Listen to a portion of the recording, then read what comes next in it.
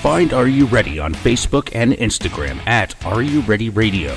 You can also visit our home on the web. Just go to nickpiercemedia.com and click on the program's link.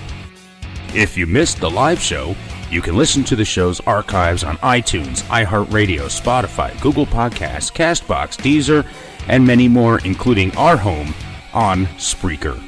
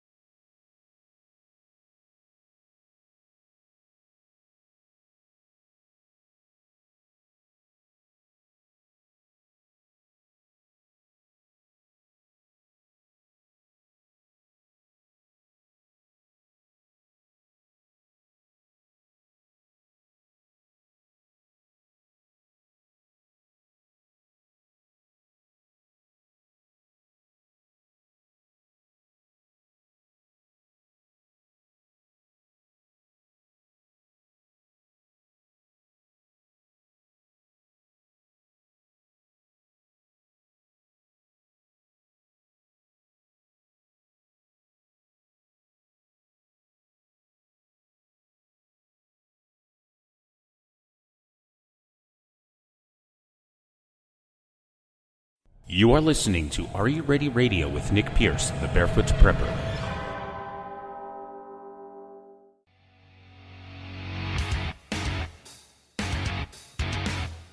Find Are You Ready on Facebook and Instagram at Are You Ready Radio. You can also visit our home on the web. Just go to nickpiercemedia.com and click on the program's link. If you missed the live show, you can listen to the show's archives on iTunes, iHeartRadio, Spotify, Google Podcasts, CastBox, Deezer, and many more, including our home on Spreaker.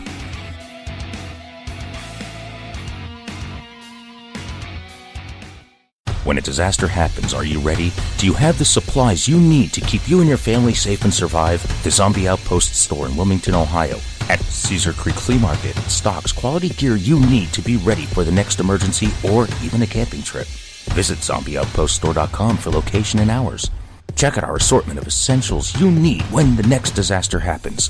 Go to zombieoutpoststore.com. Get 10% off at checkout when you mention Are You Ready Radio. Be ready and be prepared. In this digital society, making connections is quickly becoming a lost art form. Yet, if you are a small business owner, building your network is the only way you can get ahead. Can these skills be learned? You bet they can. Read Nose to Nose Networking. No-nonsense, in-person networking tips from a master. Who's the master? Well, who better to teach networking and friend-building skills than a golden retriever? The author, Melanie Hope, takes the antics of Abigail and translates them into the human experience. Through Abby, you will learn how to set your intention, build a network, and get into and out of conversations with grace. If you love the Dog Abby segments on Counterculture-Wise Radio, you will love Nose to Nose Networking even more. Find it on Amazon and Barnes & Noble in hard copy, Kindle, and Nook. Visit counterculturewise.com for direct links.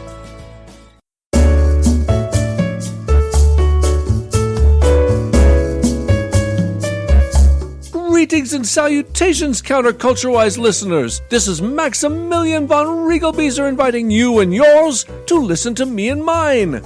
Join me, my sisters Abby and Fritzy, and my weekly guests, my father Jim and Mumsy Melanie, for Counterculture-Wise. Max, it's not your show! And we're not your guests, Max. We're the hosts. You may want to rein it in a little bit, buddy. Very well.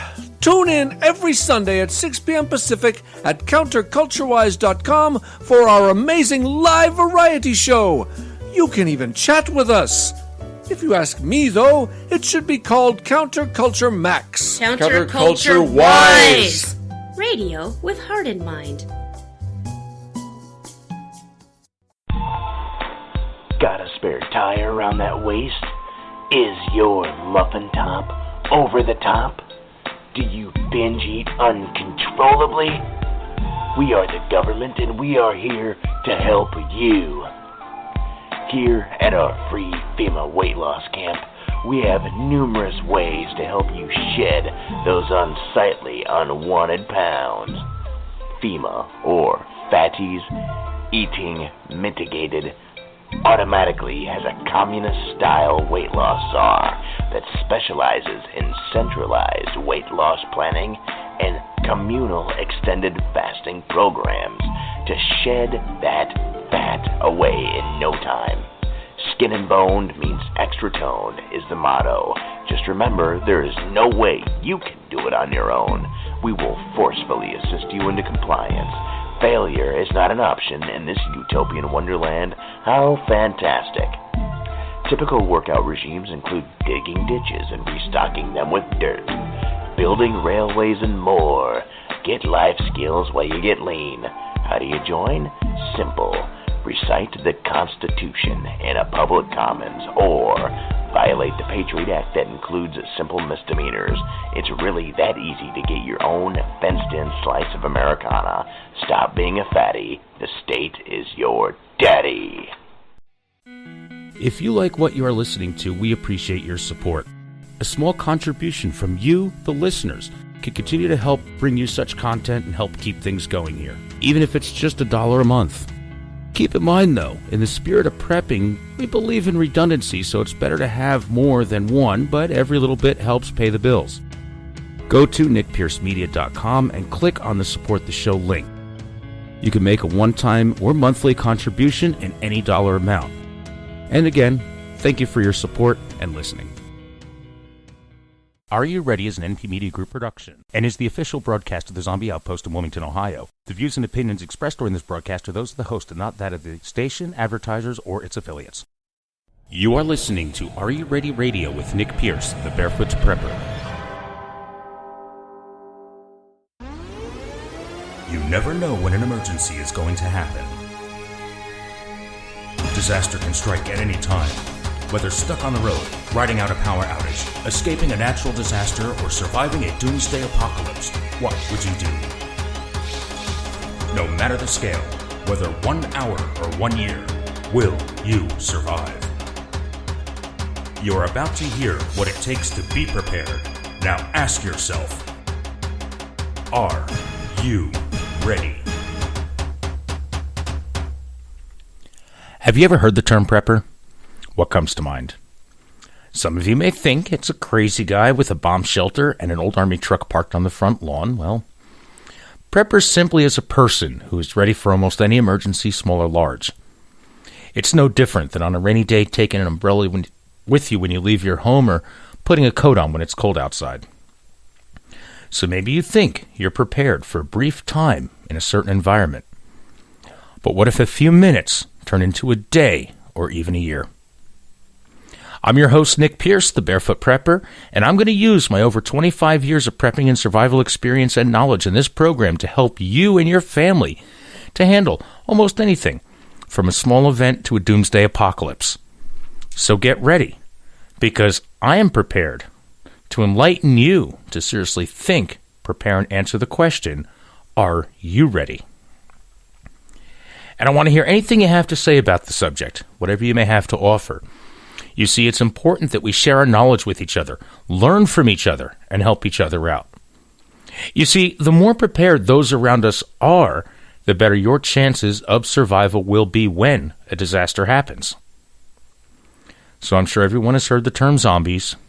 Well, those are just those that are not prepared and come after whatever you have. This is a live call-in show. The call-in number is 513-815-6336 if you want to be a part of the show. Also, check out our live chat room on Spreaker.com. And I also post exclusive content on the home of Are You Ready on Facebook and Instagram. Just go to Are You Ready Radio You can interact with other members of the prepping community before, during, and after the broadcast. Share your knowledge. Again, the call-in number is 513-815-6336. So I'd like to welcome everybody to the program this evening. We do broadcast live on Wednesdays at 7 p.m. Eastern. And check us out in the chat room. Just dropping some comments in there right now. This week's episode is going to be about a prepper garden. You see, an important aspect of prepping is becoming self-reliant. And an important aspect of becoming self-reliant is to grow at least some of your own food. You can, today night you can choose to grow, or, you could pick it up in the market. But tomorrow, you may have to depend on what you can produce in your own backyard to feed you and your family. And that's what I want to focus this episode on. So why should every prepper grow a survival garden? Well, first of all, obviously food is essential to life. And without food, well, you die. And what if you're unable to financially afford to purchase food? Or food may simply not be available. So, there's a couple of reasons why you may need, we'll say, your survival garden or your prepper garden. Think about it, not being able to afford it. In a case of unemployment, you lose a job, or maybe underemployment even. Hyperinflation, the cost of goods skyrocketing out of control. We're kind of seeing that inflation right now. Are you able to buy as much food as you used to be able to buy? Even a few weeks ago, that could be enough for you and your family? There's also things like economic downturn, collapse, recession, depression. Could get worse. What about crop failure? There were areas that were hit with that. Crop failure from flooding. Same thing with drought, frost, pests contribute to crop failure. Where there's not enough food, even though it can be grown, and maybe it's able to be distributed, and maybe it could be affordable, but crop failure changes the whole thing. What if there's not enough crops to go around? Plus, we also import a lot of different types of food, and we also export different types of food as well. So this may not necessarily have to do with just the United States alone. This is a global thing. And so we'll say maybe a transport crisis when it comes to transportation, transporting the food. Trucker strike, fuel cost, and regulations may change, such as what foods we can import. Long-term, grid down situation. Maybe there's some, we'll go extreme here, electromagnetic pulse, solar flare, cyber attack that shuts down that industry. That may shut down equipment from working to be able to harvest or grow the food. And of course, there's always a supply shortage. War, increased demand, different embargoes, which I could probably see coming soon. Just on the food that we may import and stuff that we may export out to other countries. So this is something that could hit globally as well. So really, why should you need... why would every prepper really need one?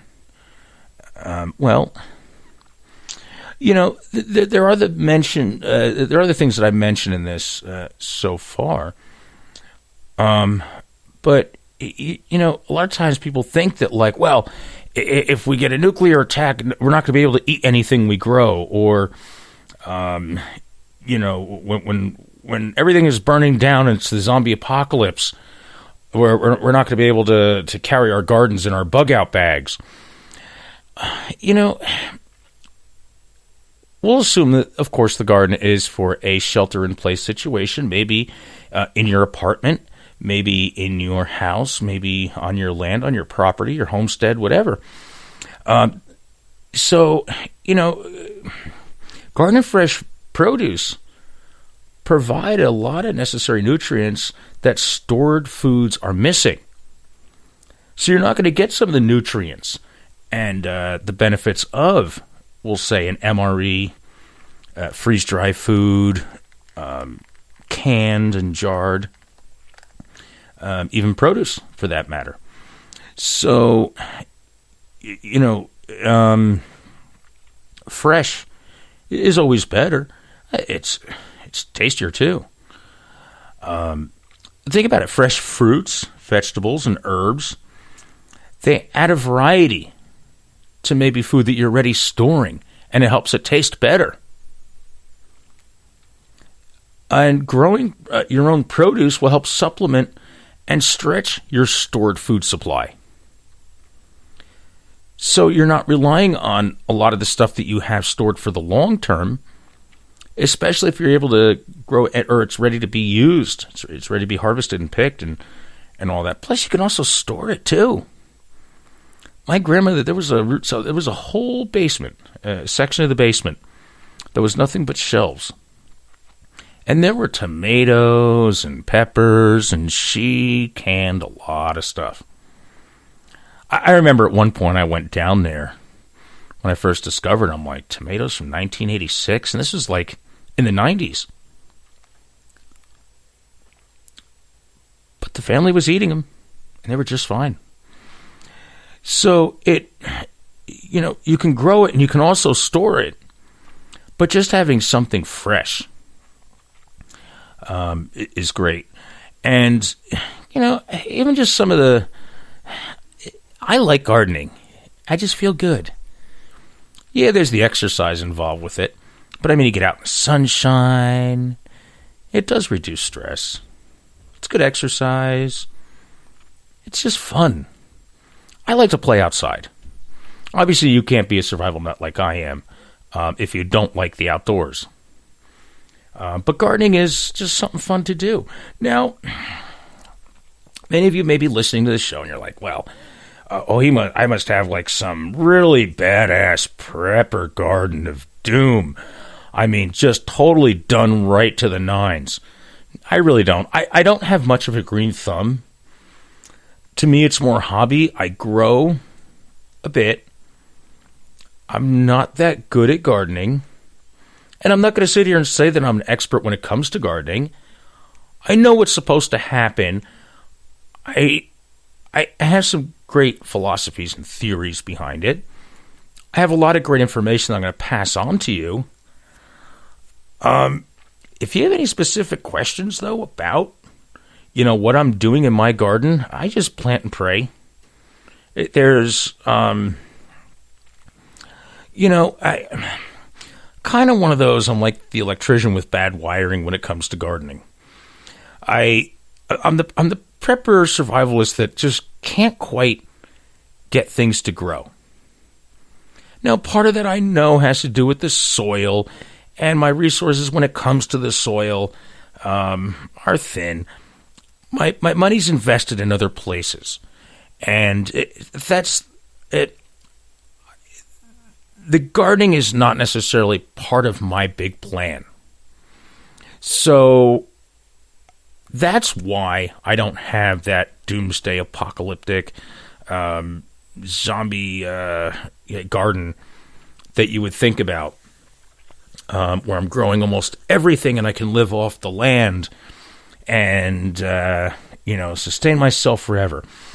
Part of that has to do with just the climate that I'm in. See, there's a lot of variables involved. Survival garden is different than a hobby garden. I'm more of like the hobby gardener. It's cool when I get a lot of stuff.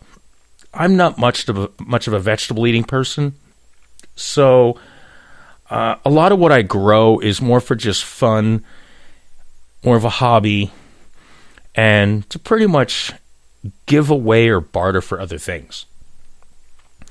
So, a survival garden is not about growing your favorite vegetables for fun. It's about producing everything that you need to keep your family healthy and well fed if you're not able to get food. So my garden is more of a hobby, fun garden than, we'll say, a survival garden. My garden will yield very little because I'm not that good at growing it. And because I'm kind of a one-man operation. It's just Magic and I, Magic the Prepper Cat, which you probably heard about him or seen him in some of the videos. It's just us for the most part. Now, of course, yes, I am prepared to provide for family and friends, relatives, stuff like that, but the gardening thing is not really part of the big picture, and it's not something that I invest a lot of time, money, or resources to, because I don't have the time to really maintain a large garden, the space for it, and I'm not that good at growing things. That and fishing. There's certain things that a lot of people are good at, and those two things in particular, especially freshwater fish, I'm not that good at. Saltwater, I'm fine. Freshwater fish, forget it. And gardening is kind of up there on my list of someone else that I know is really good at it, and I'm okay. I will protect their garden. I will provide security, protein, and everything else if they can grow the garden. Just like I will provide shelter, security, and all that for someone that fishes. That's it.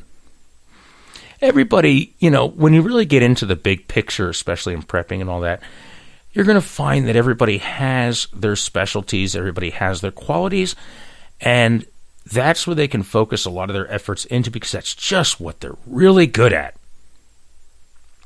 My whole thing is just in strategy, planning.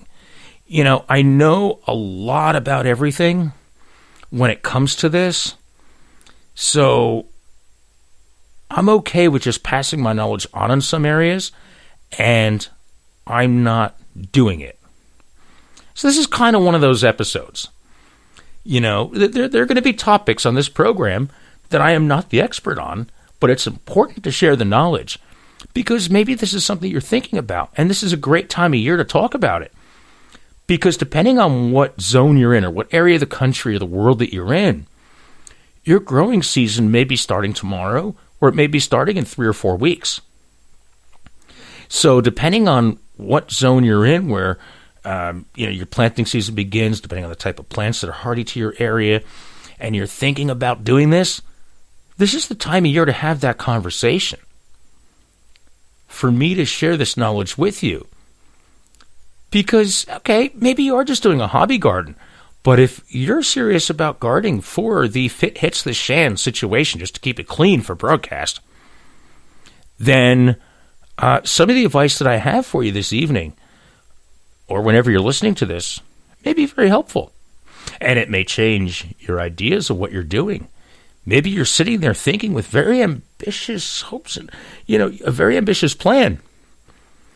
Saying we're going to do this, and we're going to do that, and we're going to plant this because I saw it on some big survival show, and there's this plant that grows in Botswana that has all these medicinal and dietary benefits to it, and we're going to plant that here in Canada, and we're going to plant fig trees, in the short little time we have here in Alaska, and we're going to raise penguins here in Florida, because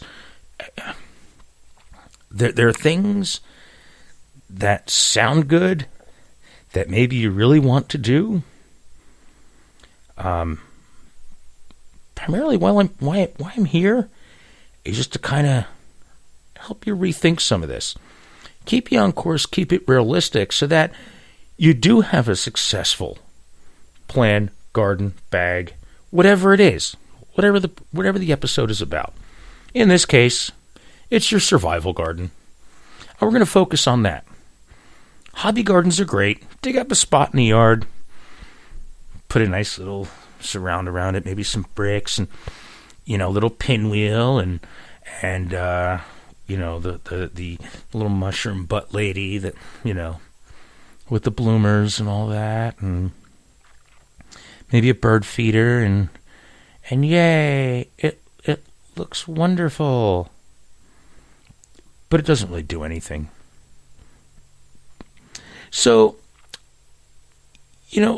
look at what type of garden you need. What do you need from your garden? And Well, your survival garden should be one that is tailored to meet the needs of you and your family. What you choose to grow may be different than your neighbor or a friend of yours or your relative, depending on your individual needs and preferences. And this is where I always run into the wall when it comes to gardening. I think it's fun. Do I care for half the things that will grow in my soil, in my sunlight? No, like I said, I'm not much of a vegetable person. But you design your garden to meet your unique needs. I'll grow parsley, onion, garlic, and thyme and rosemary. I grow mostly herbs and a lot of different things, mostly root vegetables if I get them to go. Sometimes they just go, it's not ready yet. I end up pulling them out of the ground when I think it's ready, it's not, and then it's like, this didn't work. But, design your garden to meet your unique needs and to supplement the foods that you have stored. The garden that you plant should take into account your family food that you have stored. Do you have a large stash of calorie-dense staples such as wheat, rice, beans, oats, a whole bunch of different things that you're just supplementing? Or is your survival garden your only food source? So think about that. We're going to get into a lot of the different types of gardens. If you want to chime in on the program, 513-815-6336 is a way to be a part of the program. If you have a particular garden that you're growing, if you have any planting ideas, any tips, please share them. I'm always open for suggestions when it comes to gardening. And that's why I love talking to my neighbor. He has the green thumb. I don't. So 513-815-6336 is a way to be a part of the show if you want to come on the air and talk, or you can chime in the chat room.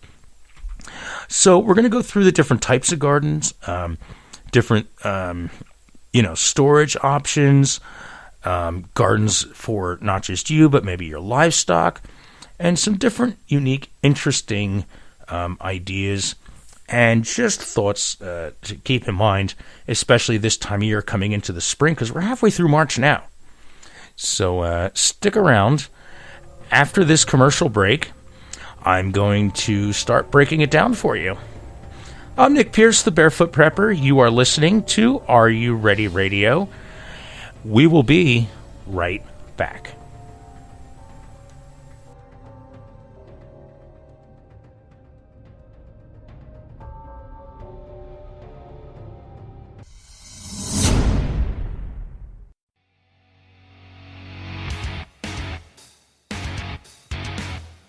Find Are You Ready on Facebook and Instagram at Are You Ready Radio. You can also visit our home on the web. Just go to nickpiercemedia.com and click on the program's link. If you missed the live show, you can listen to the show's archives on iTunes, iHeartRadio, Spotify, Google Podcasts, CastBox, Deezer, and many more, including our home on Spreaker.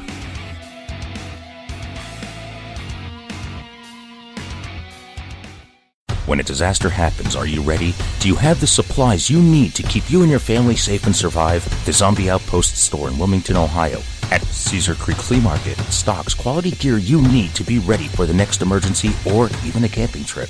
Visit zombieoutpoststore.com for location and hours. Check out our assortment of essentials you need when the next disaster happens. Go to zombieoutpoststore.com. Get 10% off at checkout when you mention Are You Ready Radio. Be ready and be prepared. In this digital society, making connections is quickly becoming a lost art form. Yet, if you are a small business owner, building your network is the only way you can get ahead. Can these skills be learned? You bet they can. Read Nose to Nose Networking.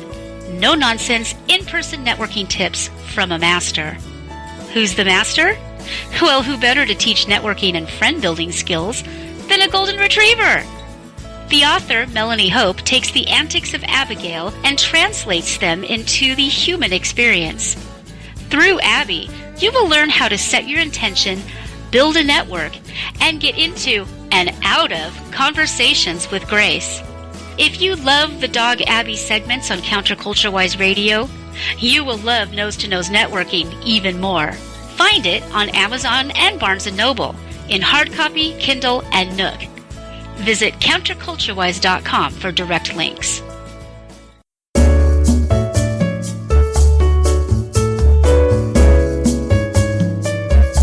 Greetings and salutations, Counterculture-Wise listeners. This is Maximilian von Riegelbieser inviting you and yours to listen to me and mine. Join me, my sisters Abby and Fritzy, and my weekly guests, my father Jim and Mumsy Melanie, for Counterculture-Wise. Max, it's not your show! And we're not your guests, Max. We're the hosts. You may want to rein it in a little bit, buddy. Very well. Tune in every Sunday at 6 p.m. Pacific at counterculturewise.com for our amazing live variety show. You can even chat with us. If you ask me, though, it should be called Counterculture Max. Counterculture-Wise. Radio with heart and mind. Got a spare tire around that waist? Is your muffin top over the top? Do you binge eat uncontrollably? We are the government and we are here to help you.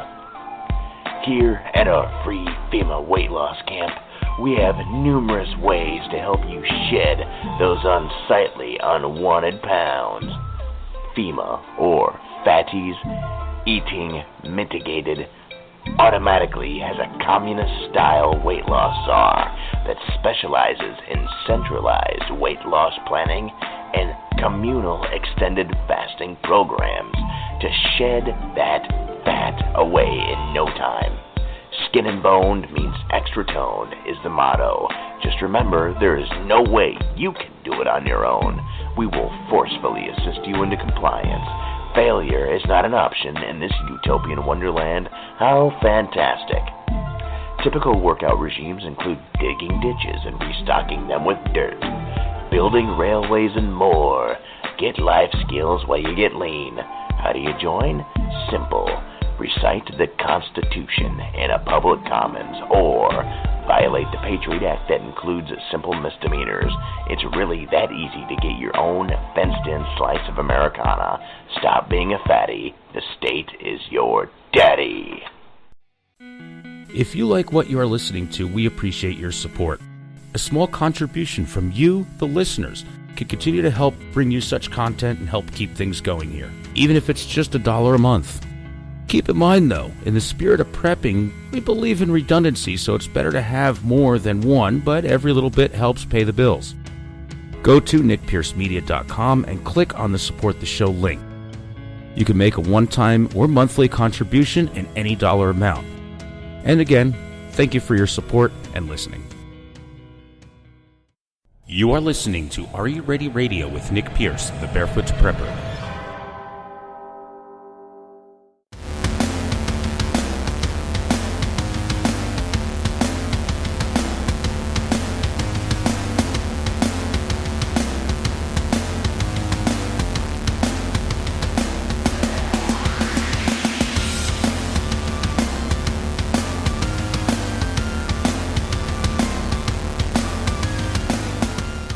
Yep, and welcome back, everyone. You're listening to Are You Ready Radio here with me. I'm Nick Pierce, the Barefoot Prepper. 513-815-6336 is the way to join us. 513-815-6336 if you want to call in. This week we're talking about your prepper survival garden, I should say. And hobby gardens, too. This is the time of year. What are you planting? Call in. And we'd love to hear from you. So before the break, we were talking about, the purposes behind your prepper survival garden. And, you may have your own reasons for planting one. Maybe you're good at it. Maybe you're not. With practice, you will be. If you take it seriously, like everything else, plan it out and design your garden to meet your unique needs is pretty much the gist of it. Are you using it to supplement your foods that you have stored? Are you looking for like an emotional boost type garden? Are you looking for something to kind of supplement certain things? Well, anyway, let's get on with it. So there's a couple different types of survival gardens, we'll say. And one of the most needed, I guess the reason why most people grow them are for calories. So they're considered like a calorie-intense garden. And a calorie-intense garden is specifically designed to be rich in calorie-dense vegetables. It speaks for itself, I guess you could say. You know, calories are critical for energy and, of course, certain functions that the body needs to perform. So this type of garden is designed to meet basic nutritional requirements, including protein, fat, vitamins, minerals, calories, and, with little to no supplementation, I guess you could say. So with a garden like this, if this is your goal, now we're going to cover a couple of different types of gardens for survival, but if a calorie-intense garden is what you need based on what I just said, you want to choose your crops wisely. Best picks for calorie-dense gardens include things like potatoes, if you can grow them, avocados in your area, nuts, dried beans, green beans. Now, obviously they don't grow dried, but beans that you can dry.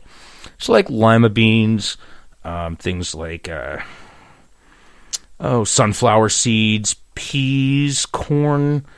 Corn dries pretty well, from what I understand. But then things like sweet potatoes, carrots, beets, and grow as many other fruits and vegetables as possible, but make sure that if this is your goal for this garden, that you grow a significant amount of high-calorie produce. You know, a garden bed of lettuce will not provide anywhere near the calories that a bed of potatoes will. So keep that in mind. You got to look at what vegetables you're growing. If the purpose of your garden is to have a very calorie-intense crop, don't focus on lettuce and stuff like that. You want to focus on those things like the potatoes, beans, seeds, peas, corn, carrot, and all those that I just mentioned. And then it's also to think about your storage. Remember in the beginning of the episode, I was talking about how when I would go down to the base of my grandmother's house here in Ohio, when we came out to visit, I noticed all those jars sitting on the shelf, and I'm like, wow, tomatoes from 1985, 84, and you can just count the years back. You know, it's important to grow crops that will also store well throughout the winter. So things like winters, now, and this is not necessarily in the jarred area, but more so in dry storage, we'll say like root cellar type, not necessarily jarred canned stuff. So crops like winter squash, beets, turnips, carrots, onions, parsnips, sweet potatoes, nuts, like not particularly peanuts, potatoes, unless I said that already, apples, those all can store a fairly long amount of time in the right conditions and stay fresh for months. Same thing with grain crops. Grain crops that can be dried and stored, like corn, I guess. Corn, peas, and the beans, like those lima beans, lentils, stuff like that. A lot of those are pretty easy to dehydrate too. I have some folks that I know, and they have done that in their ovens, simply with just a wooden spoon in the door, cracking it open about 150 to right below 200, depending on their oven, leaving it there for a couple hours on some sheet pans, And they've dehydrated those fairly successfully, and they've lasted for quite a few years, believe it or not. A lot of those can be dehydrated fairly easily. You can also buy things like dehydrators. So if this is something you're going to probably really be into, you may want to invest a little money in one of those. It'd be a good idea to continue growing some cold hardy crops throughout the winter months. You can do this in they call them tunnels, where they cover the crops to protect them from the weather, but they'll still grow well. I believe that broccoli does too. I know that beets, cabbage, carrot, some of the cold weather greens, kale, Swiss chard, spinach is one of them. Scallions. That's the other one I'm looking for, scallions. So you can definitely grow those even in cold weather. Now, of course, you have to protect them from extreme cold, snow, and elements like that. But that may help, depending on what climate you're in, extend your growing and harvest season. Other things that do well are, and I guess this isn't necessarily a garden per se, but you could, they call it fodder, like chicken fodder. They can, if you have chickens, they're great foragers. They can be destructive to your garden, but they'll pretty much consume any garden waste that you have. So if you grow some food specifically for your chickens, and I know in my area Swiss chard grows well, kale grows well. I haven't got into the beets or anything like that. But if you do grow stuff, that's great for your chickens as feed, and you're not relying on chicken feed that you have to buy. And feed your chickens well, and you won't only have chickens, but you'll also have some fresh eggs. And fresh eggs are great calories. It's great for protein and fat. And it makes a huge difference when you're living solely off what you can produce from your own land. So maybe growing some food that the chickens can live off of, and getting a few chickens, if you're able to have them, may help. You can learn a lot about raising chickens. I'm not going to get too into it. Actually, my cousin may be better qualified to talk about that. Maybe if he goes on the air, I'll reach out to him, see if it's something he's interested in talking about. Because he has chickens. Because I have to dispatch them. So he grows them, and I, it's a couple. We're in the works, but eventually get to the table. Let's see. As far as, so that would, I guess, be the gist of a calorie-intense garden. And, let's see. How about, supplemental nutrition gardens? That's, I guess, kind of the second most popular, just from what I'm thinking of, is if you pretty much have a good long-term food storage plan, like you have your wheat, rice, beans, oats, pasta, potato flakes, and dried stuff, MREs, like I said in the beginning of the broadcast, a supplemental nutrition garden is good if you have a good source of food stored already, dried, ready to go, but of course it's going to be missing some vitamins, like vitamin A, vitamin C, and a whole bunch, and there's all kinds of vitamins all the way through the alphabet and combinations of. So the storage staples that you have in that case, like your pastas, potatoes, rice, and oats, beans, stuff like that, they'll provide a majority of the required calories. So a supplemental nutrient garden is designed to add that flavor, that nutrition and variety to the basic diet that you have stored. So this could include things like tomatoes. Cherry tomatoes are probably better because they ripen sooner than regular tomatoes, and they're good just as like a little munchie. If you like tomatoes, you can just pick them right out of the garden, just eat them. Little tiny things, and they produce like crazy. They're like the rabbits of tomatoes. There's an abundant supply of them on every vine. And they're a great source of vitamin C. So if you're in a climate where you can't grow oranges or fruits that are rich in vitamin C, tomatoes will grow great.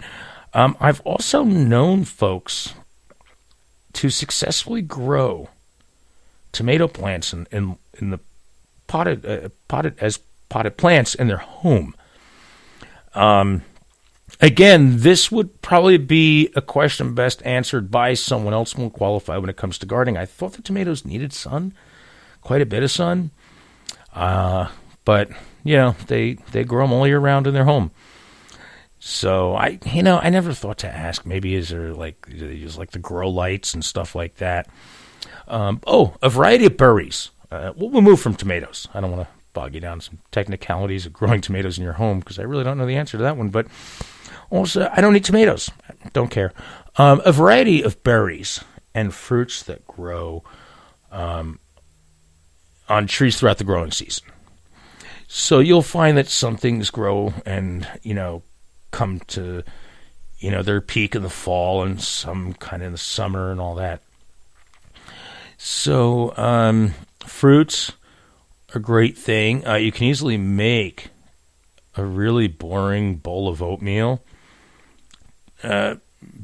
taste so much better and be so much more exciting just by adding like blackberries, raspberries, blueberries, peaches, any kind of berry. And fresh garlic, onions, peppers can really take a plate of rehydrated cooked dried beans and make a pretty good meal. I'm not a bean fan again.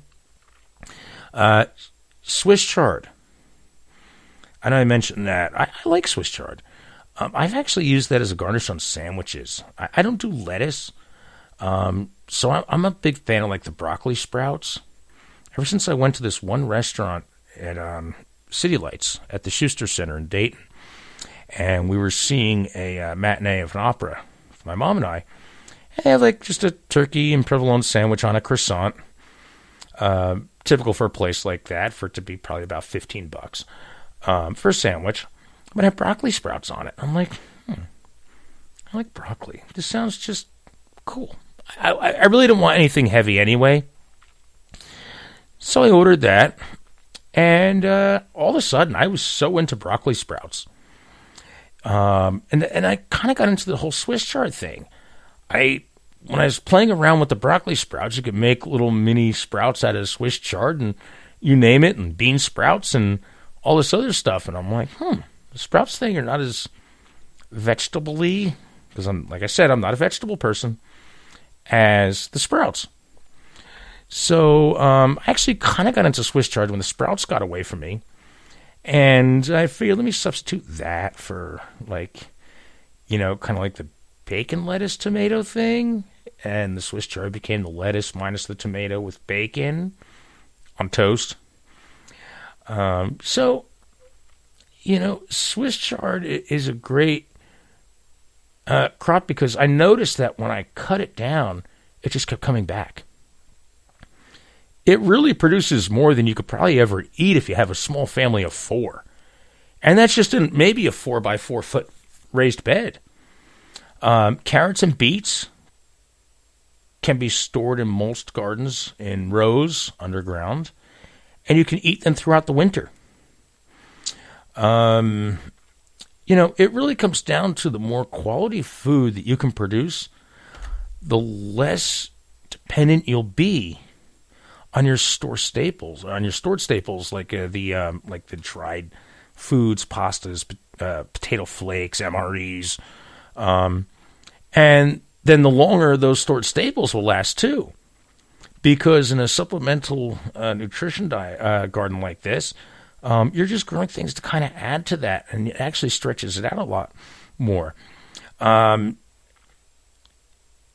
Really, anything, I would really look at some of the leafy greens, tomatoes, cucumbers, peppers, onions, root crops, carrots, beets, turnips, what else? What's the other one that's kind of like a carrot? Parsnips, and herbs. Oh, herbs.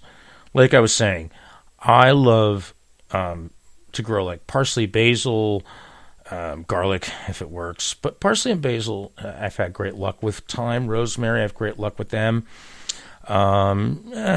Sage is always hit and miss with me. But I would like to get into a quick prepper kitchen segment. Burp, burp, burp, burpy, burp, burp, burp, burp, burp, burp, burpy, burp, burp, burp, burp, burp, burp, burpy, burp. Yeah, there we go. You know, talking about all these herbs and spices kind of did make me a little hungry. So, our prepper kitchen tip of the week. In talking about like parsley, thyme, basil, rosemary, those are the four that I have some good luck in. Not only, you can grow these in your prepper survival garden to use for food, but they also have some medical benefits. So there's actually quite a few plants that you can use in your kitchen that have medical benefits. So if you love growing plants at home or want to get started growing plants, and especially for someone like me that does not have that green thumb that some of my neighbors have, some of the ideas I'm going to throw out there are not just great to cook with, they require very little care, and plants like parsley, mint, basil, thyme, rosemary are just a few of my favorites that also have medical benefits. So speaking of our prepper kitchen tip, parsley is helpful in curing toothaches, bruises, insect bites, rough skin, and digestive disorders. I don't know if you ever noticed, they always garnish the plate with the parsley there. You can actually eat that after a meal. It not just freshens the breath, but it helps you digest your food better. And if you have any disorders, it may help you at least ease the symptoms. I don't know if it's going to cure everything. I'm not a doctor, just like I'm not a gardener. Mint can be used by breastfeeding mothers to prevent nipple cracks, nipple pain. It is used in common cold, indigestion, and to cure common cold, indigestion, and gas. It can be used for healing ulcers. Mint is also used as a painkiller and for cooling skin infected by an insect bite. One of my favorites is basil, not just for the taste of it, and I throw basil in a lot of different things. That's just a lot of the Italian in me. That and garlic. But it's also used for curing cough and cold, sore throats, and asthma. Tulsi basil, I think that's, did I say that right? Also helps in lowering high blood pressure and relieving stress. I get very stressed dealing with basil because I never want to bruise the leaves when I'm using it for culinary purposes, so I'm always very careful with it. That stresses me out. For some reason, basil in that sense is not working. Thyme. It's an antifungal. Thyme leaves contain thymol that can arrest the growth of fungus when applied to an infected area. Rosemary. Rosemary leaves, the extract is used to improve concentration and memory by preventing brain aging. Okay. It also boosts your immune system, digestion, hair growth by improving blood circulation. There we go. For all you balding folks out there, I guess rub some rosemary extract on your head. The leaf extracts are also known to induce soothing effects to alleviate muscle pain. Okay, so I guess it could also help to, cure sore muscles. There's so many others, though. This is just a quick tip before we get into our next commercial break here coming into the top of the hour. There are many others, and if you have one that you would like to share, call or chat. The chat room is open. You can also call us. Again, the call-in number is 513-815-6336. I'd love to hear some tips from common plants that you can not only eat and use in cooking, but also in your kitchen that have medical benefits. So there's our kitchen tip of the week. Back to our gardens. And as far as your, we're talking about the supplemental nutrition garden. So again, pretty much any food, anything that you can grow that can supplement and add to your stored food to make your stored food last longer would, I guess, be the purpose of that. Now, coming up, of course, after this break, we have our financial tip, our pet prepping tip, and we're going to talk about emotional boost gardens, survival garden ideas, and a survival garden with little to no storage. Supplementation needed. A lot coming to you on this episode, so stick around. And we'll also be taking your calls. If anybody has something to add, give us a call, 513-815-6336. We'd love for you to join us. Chime in on the chat room. And, I also have a message from someone in our on our Facebook that I got to answer. All that coming up. Stick around.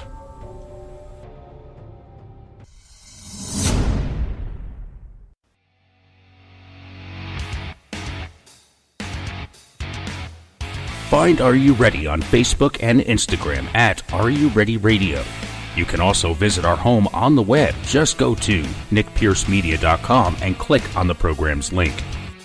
If you missed the live show, you can listen to the show's archives on iTunes, iHeartRadio, Spotify, Google Podcasts, CastBox, Deezer, and many more, including our home on Spreaker.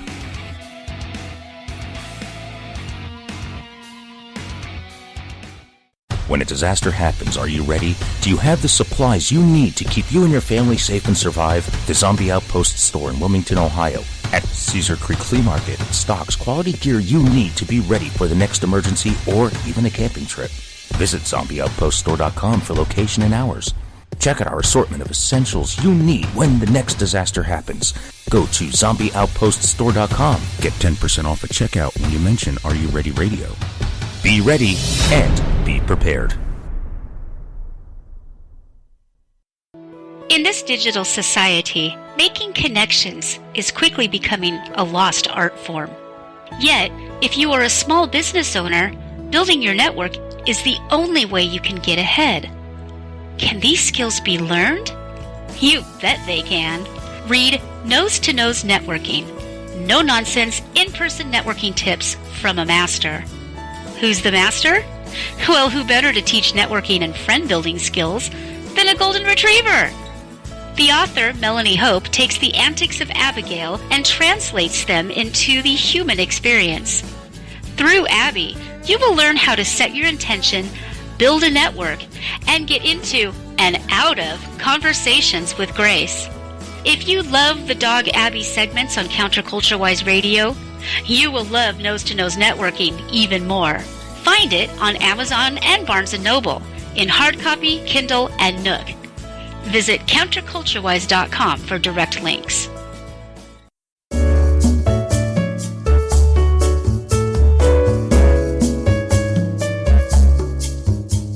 Hey, how you doing? This is Magic Pierce inviting you and yours to listen to some good friends of mine that have a show too.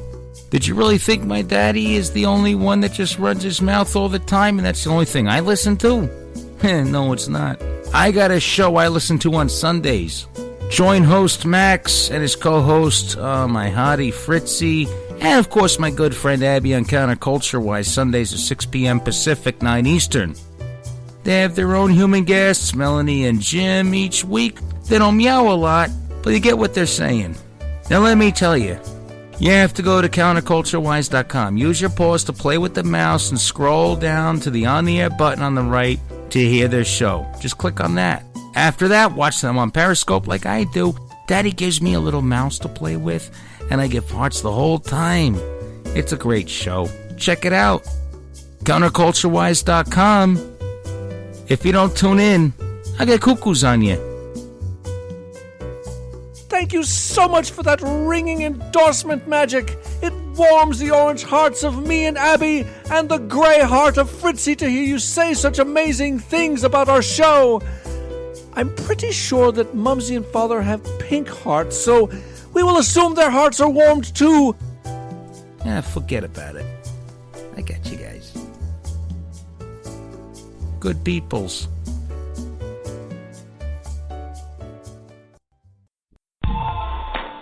Got a spare tire around that waist? Is your muffin top over the top? Do you binge eat uncontrollably? We are the government and we are here to help you. Here at our free FEMA weight loss camp, we have numerous ways to help you shed those unsightly, unwanted pounds.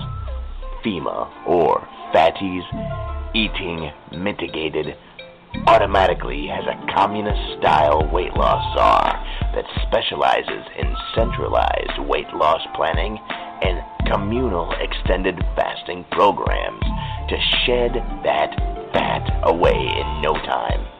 Skin and boned means extra toned is the motto. Just remember, there is no way you can do it on your own. We will forcefully assist you into compliance. Failure is not an option in this utopian wonderland. How fantastic. Typical workout regimes include digging ditches and restocking them with dirt, building railways and more. Get life skills while you get lean. How do you join? Simple. Recite the Constitution in a public commons or violate the Patriot Act that includes simple misdemeanors. It's really that easy to get your own fenced-in slice of Americana. Stop being a fatty. The state is your daddy. If you like what you are listening to, we appreciate your support. A small contribution from you, the listeners, can continue to help bring you such content and help keep things going here, even if it's just $1 a month. Keep in mind, though, in the spirit of prepping, we believe in redundancy, so it's better to have more than one, but every little bit helps pay the bills. Go to nickpiercemedia.com and click on the Support the Show link. You can make a one-time or monthly contribution in any dollar amount. And again, thank you for your support and listening. You are listening to Are You Ready Radio with Nick Pierce, the Barefoot Prepper.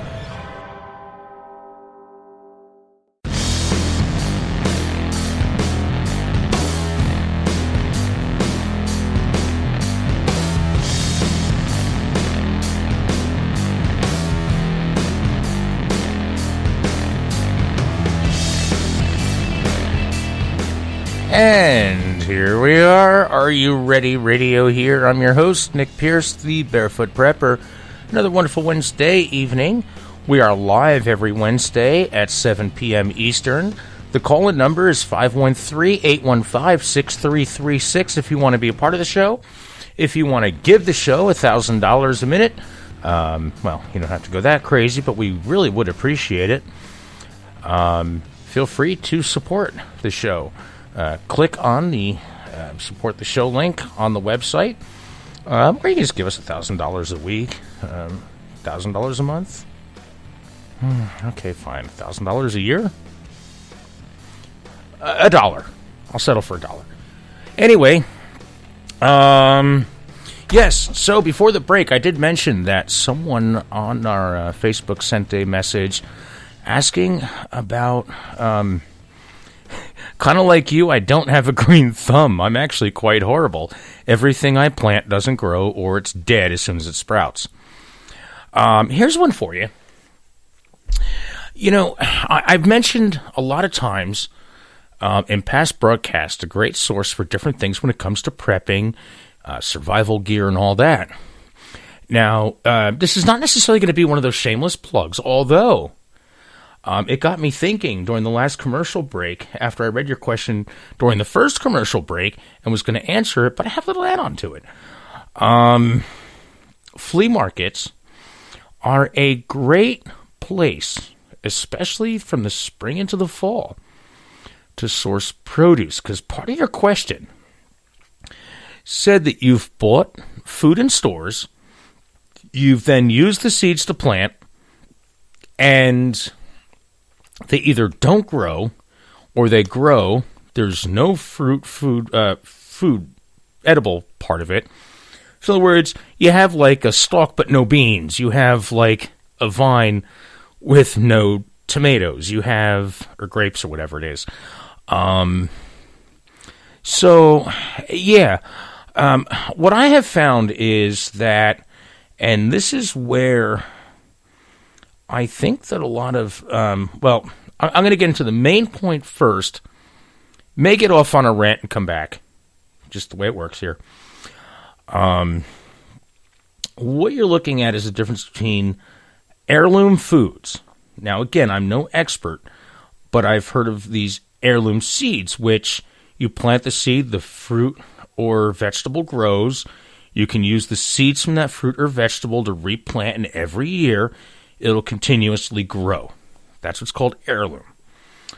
As far as non-heirloom and all that, those are what you primarily buy in, we'll say, a huge store that genetically modifies their food to not reproduce. And this way you have to keep coming back to buy it. Now, one store that I've been trying to wrap my head around, this chain, Kroger, I have found that during the pandemic, okay, I get it. We'll acknowledge that this thing exists. Now, I have noticed, though, that when they were making new commercials, they went to Fresher Than Fresh, and they made these little animated old people. Okay? I guess they wanted to appeal to a certain demographic, which will ensure that they have no new clientele once the demographic that these commercials were made for dies off. Bad marketing strategy. These animated figures don't make anything look appetizing at all. So the demographic they're appealing to looks more like a video game or a cartoon, so I'm not quite sure how this is working out for them. But what Kroger actually did in this Fresher Than Fresh campaign is help other businesses out with what I call the ugly potato companies. Now, I don't think I've ever been on the air and spoke about the ugly potato companies. There is a huge part of the vegetable and fruit industry, produce industry and all that.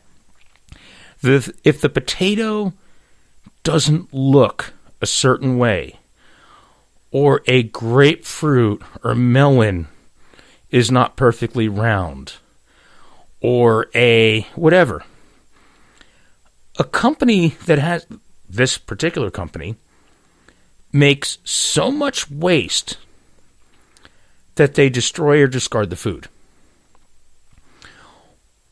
Now, there is a slew of companies that are starting now that want that food. Now, I remember there was a muffin factory where I grew up in New Jersey that literally would arrest anybody that went through their dumpsters taking defective muffins out of them. Homeless people that were starving. Well, these companies do it because, our muffin isn't good enough. And it doesn't look perfect. So instead of giving it to charity, the homeless, and feeding the hungry, they do everything they can to just destroy it and all that. So think twice before buying anything from a company like that, number one. If it's not the perfectly... I mean, you'll see them there with like paint chips from Home Depot comparing orange and yellows and greens on a tomato in their commercials by these little creepy cartoon characters. That's supposed to appeal to old people wanting to shop there more. But nonetheless, we'll see where your next generation of customers is coming from. Keep doing that. It's almost disgusting how much food one of the nation's largest grocer chains wants to discard. But what they did was they opened up a market for a whole other slew of businesses to come in that people would rather buy from because their ethics are better. They're actually able to buy the food that's being discarded by a big company like Kroger, and it's benefiting them and their families, especially in these times when groceries are so high. The list of these companies that I call the ugly potato companies, which sounds bad, it's really not. What these companies are doing is actually quite great. But it's kind of like the deformed food that just doesn't look all bright and cheery and like the best fresher than fresh tomato. So maybe the potato has a little bump on the side of it. Extra potato. Still tastes good. It's still a potato. You know, especially in America, we are so drawn to the look of food first, followed by the smell, then the taste, that we really do eat with our eyes first. And you go into a lot of other countries, their meat is not pink, plumpy, and red in their meat counters or on their meat wall in their refrigerators. And not every tomato is bright, happy orange. It's not Disney. It's real food. Now, here's where I'm going to with the first point that I was trying to make before I got sidetracked onto this little sidebar here. The heirloom and growing food from food. You're not going to get any of that in any of those stores. They don't want you to grow your own food, so don't think that you can plant a pepper seed or a tomato seed, a cucumber, a radish, or anything like that and expect it to really grow. Potatoes, however, I don't know if they'll make the shoots, but they should actually start making roots. From what I understand about potatoes, it's a little different, but you're not really going to have a good garden. If anything does grow, it's not going to be that successful. It's not going to be much of anything, planting anything. Now, go to like a farmer's market. And here's a kill multiple birds with one stone option. Here we go. Flea markets. Find your local flea market, or even a fruit stand, even a local farmer's market. I bet you, and especially the flea market that my store's in, the Zombie Outpost, right there in Wilmington, Ohio. You go to Cedar Creek Flea Market from the spring all the way to the fall. You have a lot of local farmers, a lot of local growers, a lot of just local gardeners that set up stands and sell their food.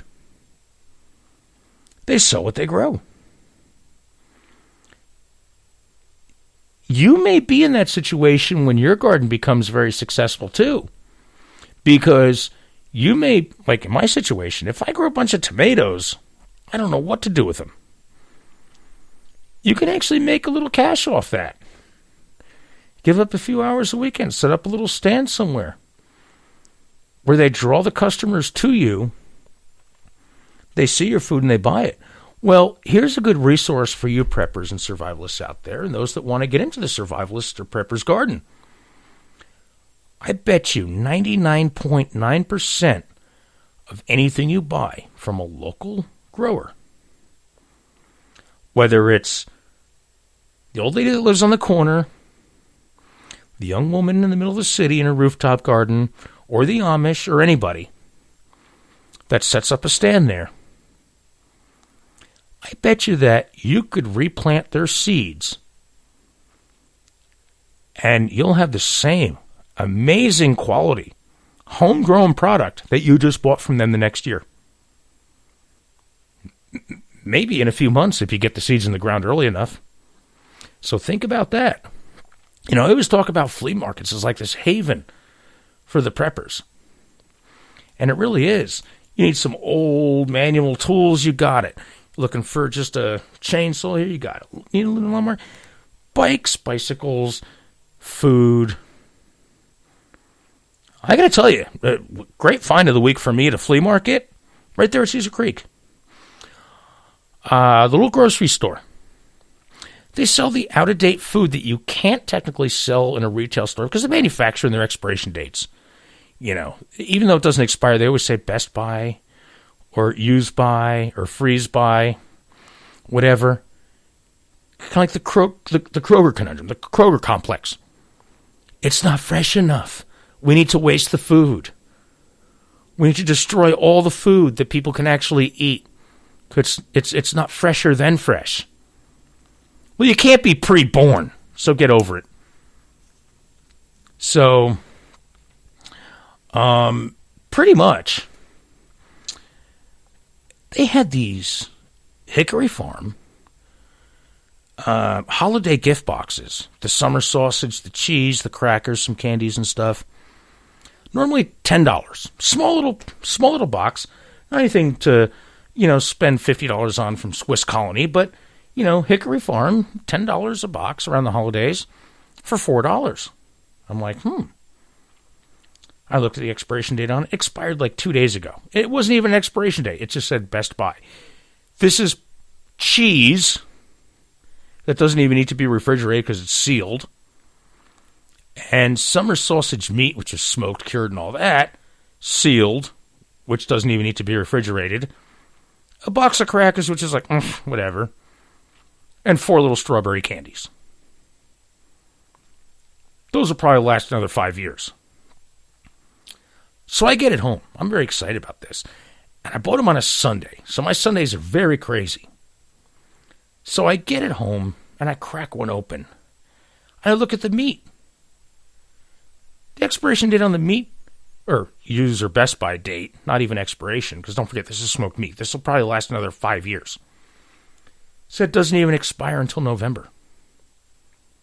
And the cheese didn't expire until... Oh, no. The cheese didn't expire until November. The meat didn't expire until September. So, not even expire again. These are Best Buys. Not expires. This does not turn toxic and it's not edible by that date. Well, glad I bought 3. I went back and I bought another boatload. And those things, they're small. They're good for like maybe an intimate happy hour. But you know what? Those things are also good in a backpack camping, happy hour at camp. We got the big family camp out coming up in July. Everybody likes a lot of happy hour. And I make sure that there's plenty of happy hour. And those things are perfect. No refrigeration needed. Refrigeration is always a hard thing when you're backpacking, camping, hiking, anything like that. So you'll be amazed at what you find and the amazing deals you get. But not to get too far away from our gardening topic here, because we are going to start running out of time. We were talking about that, the survival garden ideas, and I guess kind of this did tie into it. The emotional boost garden. We've already covered the supplemental nutrition garden and your calorie intense garden. But what about that emotional boost garden? This is kind of where I was going to with some of the herbs.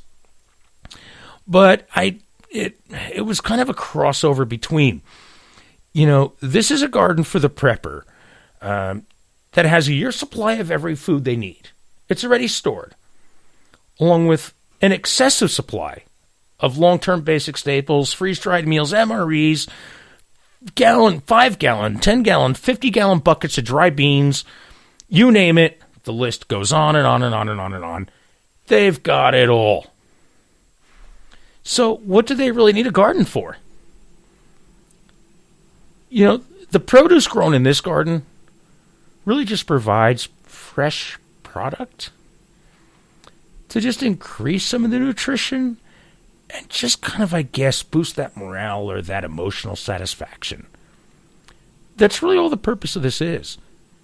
You know, leafy greens, herbs, fresh tomatoes, peppers, cucumbers, onions, the berries, the fruits, and just whatever the family favorites are. If the garden lasts, it lasts. If it survives, it survives. If this grows, it grows. If it doesn't, oh well. I guess you could say that my garden is kind of the emotional boost garden. Because I can't really guarantee anything's really going to grow when it does. It's just like, yay, I got tomatoes. And if it doesn't, it's like, I don't care, I don't eat tomatoes anyway. If it's, woo, onions. Hey, it worked this time. Woohoo. A few less onions I need to buy, if they're any good.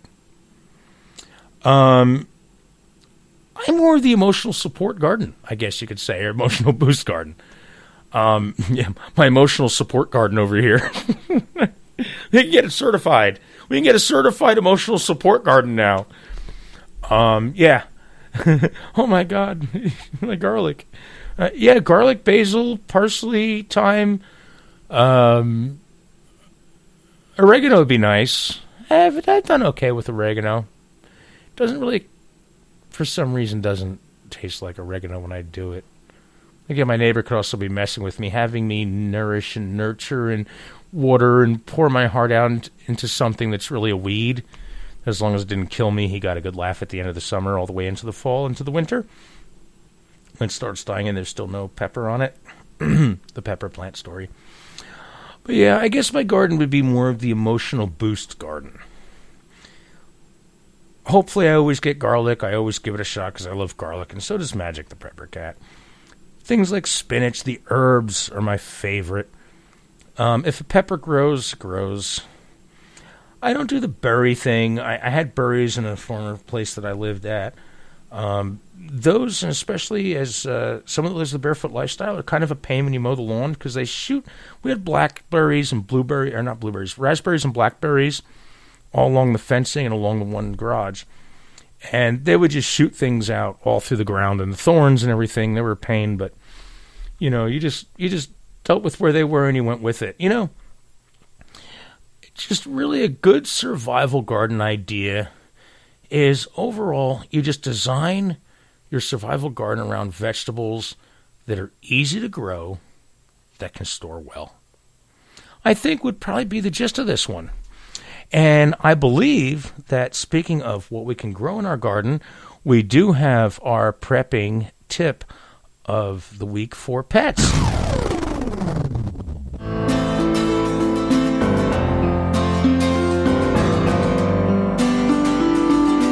Meow, meow, meow, meow, meow, meow, meow, meow, meow, meow, meow, meow. Meow, meow,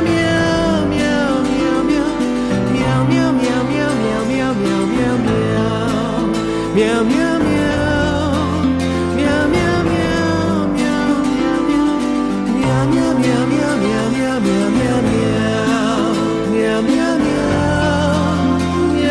meow, meow, meow, meow, meow, meow, Okay, now that's enough of that craziness.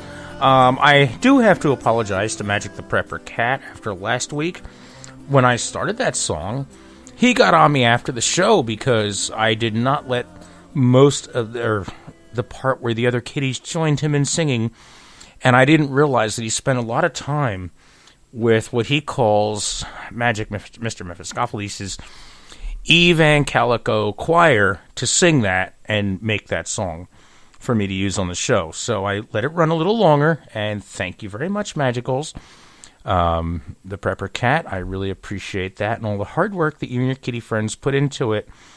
I don't know if anybody of you heard that there was also a skunk in the background, but our prepping segment of the week, thank you, Magicals, and your Eve and Calico choir. Let's see. How about this?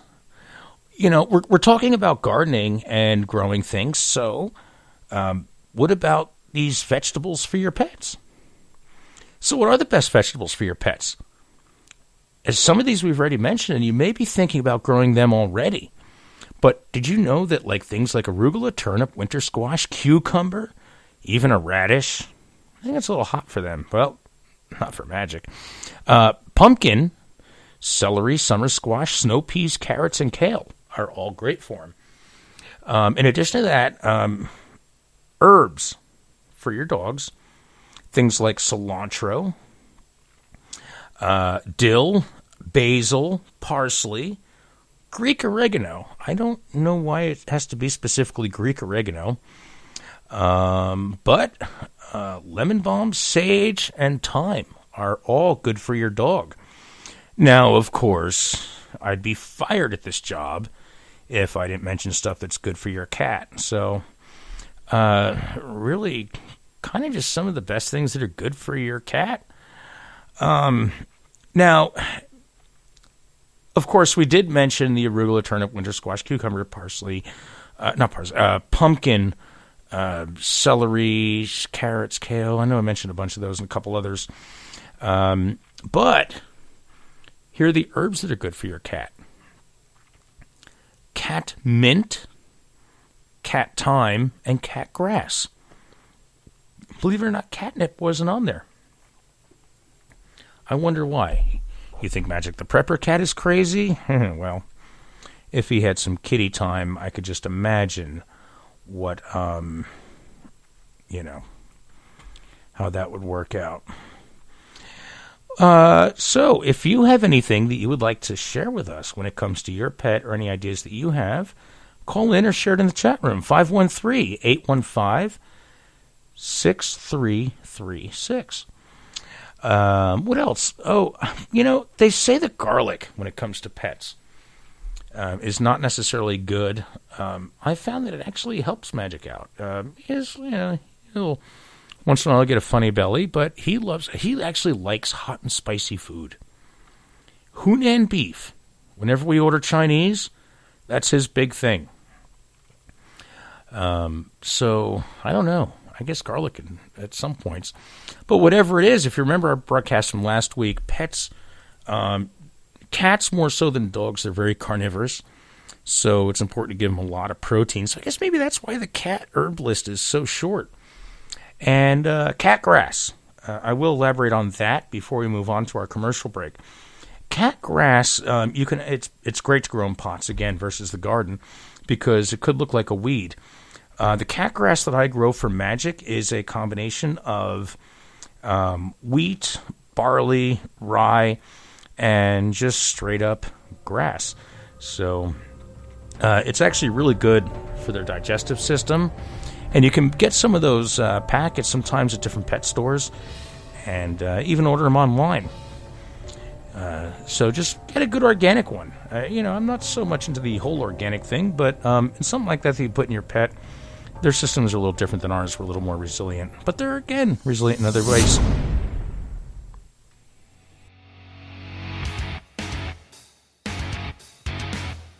Find Are You Ready on Facebook and Instagram at Are You Ready Radio. You can also visit our home on the web. Just go to nickpiercemedia.com and click on the program's link. If you missed the live show, you can listen to the show's archives on iTunes, iHeartRadio, Spotify, Google Podcasts, CastBox, Deezer, and many more, including our home on Spreaker.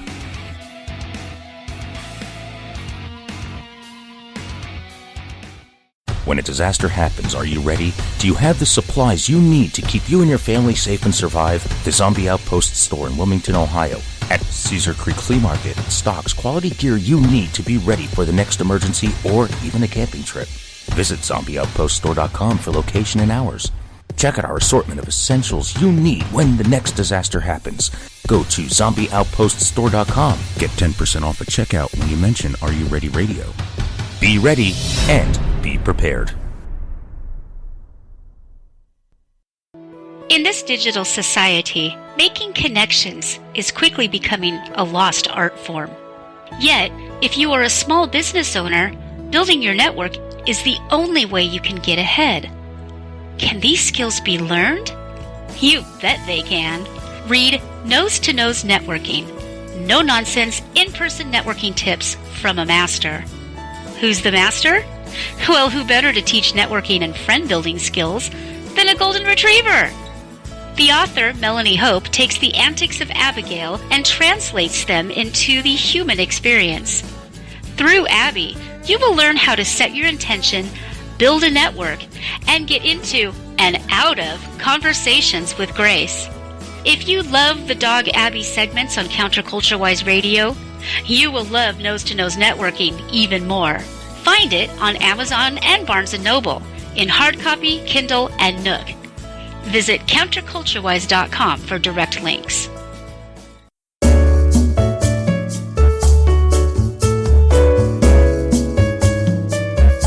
Greetings and salutations, Counterculture-Wise listeners. This is Maximilian von Riegelbieser inviting you and yours to listen to me and mine. Join me, my sisters Abby and Fritzy, and my weekly guests, my father Jim and Mumsy Melanie, for Counterculture-Wise. Max, it's not your show! And we're not your guests, Max. We're the hosts. You may want to rein it in a little bit, buddy. Very well. Tune in every Sunday at 6 p.m. Pacific at counterculturewise.com for our amazing live variety show. You can even chat with us. If you ask me, though, it should be called Counterculture Max. Counterculture-Wise! Radio with heart in mind. Got a spare tire around that waist? Is your muffin top over the top? Do you binge eat uncontrollably? We are the government and we are here to help you. Here at our free FEMA weight loss camp, we have numerous ways to help you shed those unsightly, unwanted pounds. FEMA, or Fatties Eating Mitigated, automatically has a communist-style weight loss czar that specializes in centralized weight loss planning and communal extended fasting programs to shed that fat away in no time. Skin and boned means extra toned is the motto. Just remember, there is no way you can do it on your own. We will forcefully assist you into compliance. Failure is not an option in this utopian wonderland. How fantastic. Typical workout regimes include digging ditches and restocking them with dirt, building railways and more. Get life skills while you get lean. How do you join? Simple. Recite the Constitution in a public commons or violate the Patriot Act that includes simple misdemeanors. It's really that easy to get your own fenced-in slice of Americana. Stop being a fatty. The state is your daddy. If you like what you are listening to, we appreciate your support.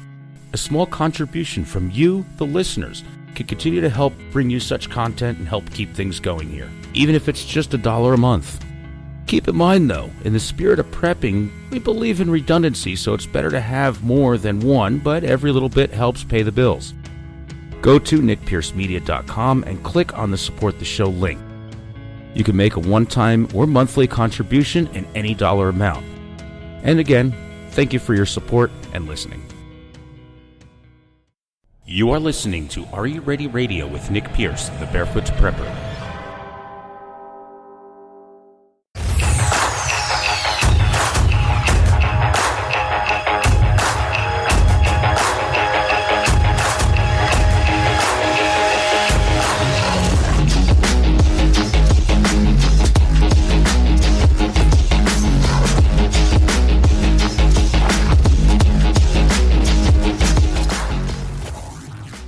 All right, here we are. Last half hour, coming up to the tail end here if you have anything to add. 513-815-6336. Again, that's 513-815-6336 if you want to be a part of the show. And this week, we are talking about our survival garden or prepper garden. It's important that we are, part of prepping is being self-sustainable, and this is just one way to help sustain yourself if you do have a problem with food. And let's see. So, I'm Nick Pierce, the Barefoot Prepper. If you didn't know that by now, or if you're just tuning in, thanks for joining us. And before we run out of time, speaking of providing and all that, I want to go back to something I mentioned kind of towards the beginning of the program. And, with the rising cost of everything, let me get into our financial segment before we run out of time, because we are getting close.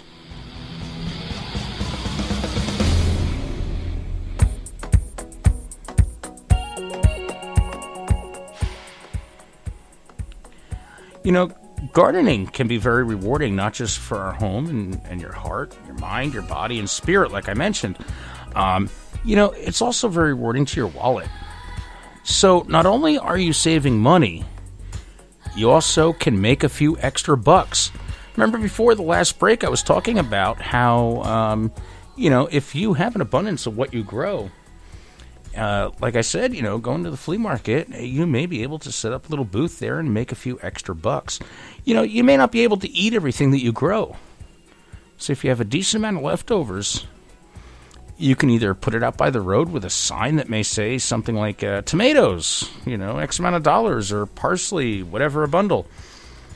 And, people can use their honor system. Just put a box out there if you want. You don't have to sit out there by the road all day. That's if you live in a community where you're able to do that. You may end up with a few bucks each week. I spoke to a friend of mine that made an average of $70 to $120 a week just selling their extra harvest that they will never, ever use. They don't have room to store it. They don't have enough people in the family to give it to. They're much better gardeners than I am. And they actually have like one of those hobby gardens like I was telling you, or like kind of like that emotional boost garden. So think of this, a few tomatoes or cucumbers could pay for a really nice steak, a utility bill, or nowadays at that price for $120, even a full tank of gas. If you'd like to share anything with us, any of your ideas, chat or call in. The call-in number is 513-815-6338, 513-815-6338. And of course, our chat room is open too. Just go to Spreaker.com. Chat with us during the live show. Getting back to our gardening and our main topic, the main event of the night. So that emotional boost garden is great. And that's pretty much what mine is. It's just kind of like that garden for the prepper that has your supply of everyday food. Long-term basics are covered. And then some. The produce in the garden really just are that emotional boost, really. It's a morale builder. When you have the fresh garlic, I got jarred garlic. I buy it at the store. Sometimes it's on sale. I get those little jars, I got plenty of the the minced or chopped garlic, because I don't have luck growing it, and sometimes I'm picky about where I get my garlic from. I don't know why. But even fresh garlic, I've tried to split it up, grow it, put it in, it makes a little green stalk. The stalk eventually will grow. Then you have a whole head of garlic underneath the dirt. By the time I get to that point, it's ready to go. Something happened to it. It doesn't work out right. But for me, it's more for the fun, the mind, the body, the spirit, and the enjoyment of just gardening. But, as far as some survival garden ideas, though, this is where I wanted to go while we still have the time together this evening, or whenever you're listening to this, make sure that if you missed the live show, check us out on all of our platforms, iHeartRadio, Deezer, Spreaker, of course, our main home. Apple, iTunes, Spotify, Castbox, and a whole bunch of others. You can find us on nickpiercemedia.com. Just click on the Are You Ready show link, and you can also just search Are You Ready Radio, Prepping and Survival, and you'll see us there. So as far as this survival garden ideas, design your survival garden around vegetables that are really easy to grow, that store well. A garden like this, you really want to provide the most calories, nutrition, with the least amount of effort. So keep that in mind. You know what your time is. You know what your daily life entails. You know how much attention you need to give to it. And you know how much you can devote to your garden. And this is another one of my problems. One of my shortcut falls is really just that I'm sporadic with it. I get the wild bug up my rear end, and it's like, I'm going to plant everything. And I'm like Johnny Appleseed all over the world. And I can't grow one apple. I get, some seeds in the ground, and things do all right. And sometimes it works out, sometimes it doesn't. And I try, and I play, and I experiment. And it's just fun to do. It must be something that doesn't require a lot of effort. And you also want it to be easy to save the seeds from, just what you grow. So you want it to come back the next year. So you don't want to get, a lot of times people get those seed packets that they'll grow one year, but then the fruit won't produce any seeds that will actually reproduce the following year. So you want to get the heirloom seeds, from what they're called. The final requirements, really is that your garden needs to be disease and pest free. And you want to be able to do that without chemicals. So I was doing some research, and I found some, and this could just be based on this area, but I don't know. On my list, I guess it really depends on the area. So the most hardy and easy to maintain, easy to grow without a lot of effort crops that I've found, and again, this is probably going to vary depending on your area of the country and what pests you may have around. Butternut squash, golden Yukon potatoes, the orange carrot, tomatoes. Now, the tomatoes that I found do the best, and I know what a cherry tomato is, and they're good for canning as well as eating, but there's two others that I found have, in my research, seem to be number 1 and number 2, along with number 3 cherry tomatoes. Not in any particular order, though, but 3 of them. Sweet 100 and Sun Sugar. And I think that's also a cherry tomato, from what they said. So keep that in mind. Maybe that's a variety that you want to look for. Let's see, Detroit red beets, Swiss chard, kale, the blue curled, and red winter in particular. Spinach is another good one. Bush beans, sugar snap peas, yellow crook neck, and zucchini squash. I'm not much of a squash person, but there you go. Onions, pumpkin. Pumpkin is another one on the list. And onions and garlic do very well. I actually did really good with pumpkin. When I had the space for it, I know my mom, she took a pumpkin from a farm she bought around the Halloween a few years ago. And I don't know what happened. It fell off the porch, and now there's nothing but pumpkin over there by the stairs. And I think it still keeps coming back to this day. And those are great. For some reason, I think those are all like annual vegetables, though. Berries, or no, I think those may come back every year. Well, it must be if it's pumpkin garlic and all that. The next list here I have is like some fruit trees, where like berries, grapes, perennial herbs. Those are good. So I would go with like green beans. Really, they're very easy to store. So I think that some of these, like especially with tomatoes, peppers, radishes, even berries, those can be canned and jarred very well.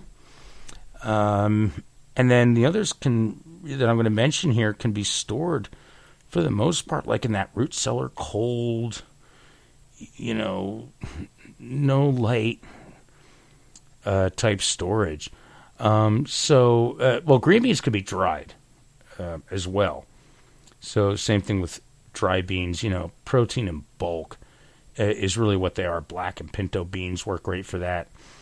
Lima beans, squash and zucchini are good for like long-term storage, root cellar type deal. Tomatoes, like I said, jarred. Peppers, again, great for like vitamins and flavor. Those can be jarred easily. Canned, I should say. Same thing. Glass jars, canning. Potatoes, they will last a long time. Swiss chard is good, from what I understand, and I haven't been able to. I don't really have a place to necessarily store it long term, like root cellar wise. Swiss chard, leafy lettuce, like romaine, is good. Radishes will also store long term without being canned. Carrots too. Kale is also good. Spinach and kale can also, same thing with, I believe, green beans. If you have a way to kind of flash freeze them, they would store great that way. Berries, perfect for canning, jarring. And then you have like root vegetables like garlic and onion, not just for their flavor, vitamins, garlic for its medicinal purposes, just onion for its flavor and the vitamins that it provides. Of course, another great long-term storage option when it's stored in cool, dry conditions. Same thing, like root cellar type. Now, there are some things that I've heard people don't recommend, and I don't know why. Corn, there's so much of it around here, especially where I am in around a lot of the United States. And especially since it seems like it's easy to dry and it's very versatile. I mean, you can make flour from it, corn starch. I mean, you could do a lot with corn. But apparently, there's little return for the real estate it takes up. So in some of my research, a lot of survival gardeners, I guess we could say that corn, it takes up a lot of space and there's little return on it. So apparently, I mean, I know they get really tall. I know there's tons of corn out in the cornfield. But I guess if you're looking at a smaller spot of land and what you actually produce, given the amount of space it takes, or what it takes to actually grow, you're probably putting more into it than you're actually getting in return. So it seems like, based on this research, that corn is not the best things. Same thing with wheat, rice, barley, and oats. Again, it takes up more real estate than you actually get return on, which I can see because even, I guess, processing it or trying to separate it, like in rice, I mean, there's a lot that goes into that. Same thing with separating wheat and barley, all kinds of oats, I guess. So yeah, I can see that. You really almost need like a whole mill or like, a whole different set of, I guess, equipment or like even rice for that matter, would be really hard to actually harvest, dry and store. So, now I did another round of research, And if your family has calorie-dense food storage staples, and it's planting a survival garden for supplemental purposes, if you add some of these items, like fruit trees, grapes. I know grapes would probably go really well around here. Fruit trees, I guess, like when it comes to apples and stuff in my area. But again, every section of the country is different. Broccoli, cauliflower, pumpkin. And, of course, followed by any berries that you can grow. But, of course, I want to remind you that depending on what you grow will depend on your location, the size of your area, the type of soil, the weather, the growing season, as I mentioned in the beginning of the broadcast. So, and also don't forget about your medical plants. So I do want to get into some of the prepping mistakes before we run out of time. So let's run this one real quick.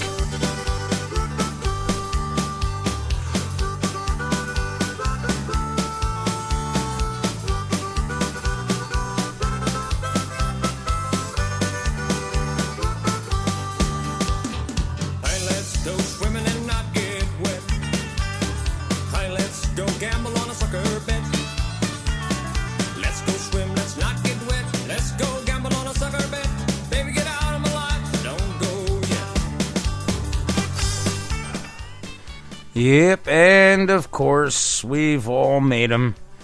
No matter how seasoned you are. This one, because it really has to do with our gardening and just mostly our food, is not calculating your food and water requirements. So, people buy food and water without knowing how much they ultimately need. That is very true. So first you need to decide your target amount of calories and water. And once you know this, 2 weeks is a reasonable goal. Last week, we were talking about our prepping basics. We were just talking about, like, the basics you need. It's, let's get 3 days, let's work up to 5, then 7, then eventually 2 weeks.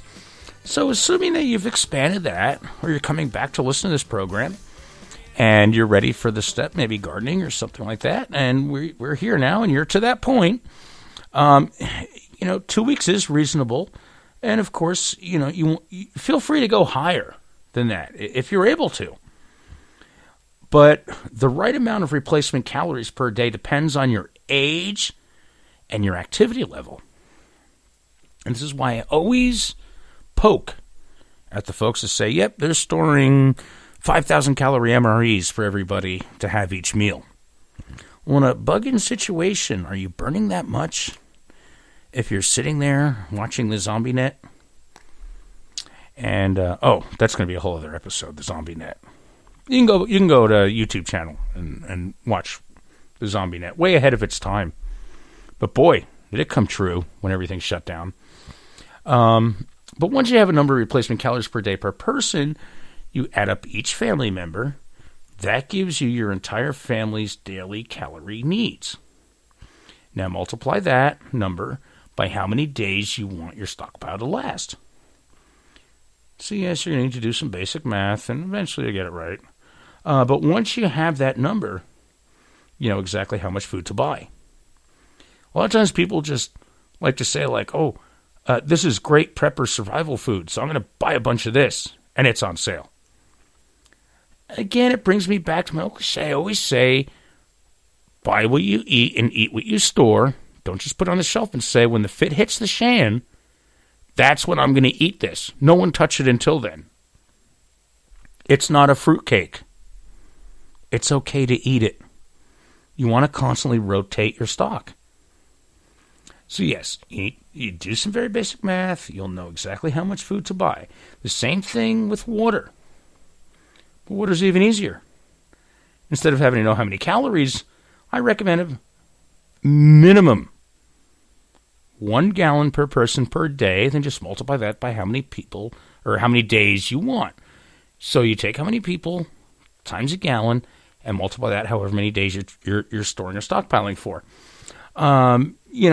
I recommend 2 gallons is where you want to be. Minimum 1 gallon. You know, you'll hear some experts recommend that you go with a half gallon per person per day. That is a big mistake. If you ever get a chance to do an emergency practice run, I bet the amount of water you'll need will surprise you. Assuming your water doesn't run, assuming there's no other water source and you have to rely on your stored water, measure out how much you would actually use. You need it for cooking, you need it for cleaning, you need it for bathing, you need it for consumption, just to drink. So you could be using a lot more. I mean, even just brushing your teeth, even if it's just a cup. Half gallon may not get you through a whole day. Maybe you can survive, not thrive, on a half gallon of water a day if you do nothing and your AC is running, which if your AC is running, why wouldn't your water be running? But, you know, you may need more than a half gallon. You may need more than a gallon. And be prepared for that. And if you have any animals, like a dog or cat, they use water as well. If you have farm animals, now you got to provide for them as well. Good news is cats don't drink as much as dogs, and you could train your cat to be a prepper too. Believe me, I know. So, chime in. We got a few minutes left. 513-815-6336. There's not much time left. We have time for one quick caller, or I can answer a couple comments or questions in chat. And I really, your prepper garden can be fun. It doesn't have to be stressful because, again, gardening should be relaxing. Gardening should be one of those things that you can enjoy. And I don't stress myself out over it because, like I said, I have planned my food storage. I have planned for my my situations. My plan is already on its course and in the works. And I'm always improving my plan too. Even when I do research. Which, by the way, this show, there's like maybe 2 pages of notes. Okay? Completely non-scripted. Just, this is my idea. And I actually wrote it last night in El Toro.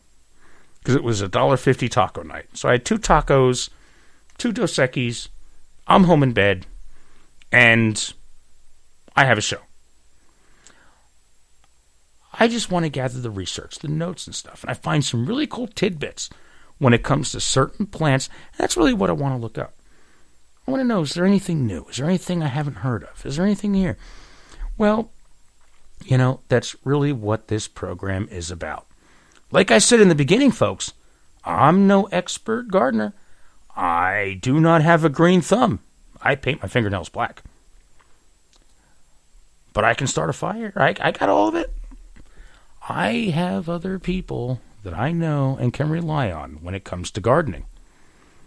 And they can rely on me for other things that they need. Well, I hope that I helped you seriously think, prepare, and answer the question, are you ready? I'm Nick Pierce, the Barefoot Prepper. I would like to thank everyone for tuning in and the support you give the show. Our guests, the callers, our friends in chat, listeners, clients, customers, everybody at the store, everything. Find Are You Ready on Facebook and Instagram at Are You Ready Radio. You can also find us on the web at nickpiercemedia.com. Click on the program's link. Find us on your favorite podcast platforms and on our home on Spreaker. To contribute to the show, go to Nick Pierce Media and click on the Support the Show link. Are You Ready Radio is the official podcast of Zombie Outpost in Wilmington, Ohio, and is an NP Media Group production.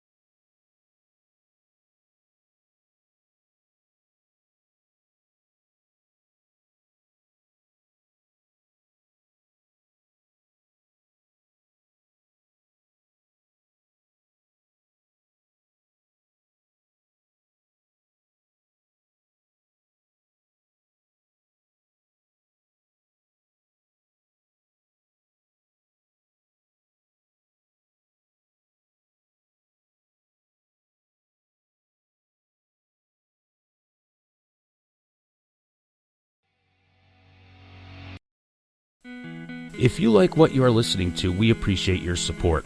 A small contribution from you, the listeners, can continue to help bring you such content and help keep things going here, even if it's just $1 a month. Keep in mind, though, in the spirit of prepping, we believe in redundancy, so it's better to have more than one, but every little bit helps pay the bills. Go to nickpiercemedia.com and click on the Support the Show link.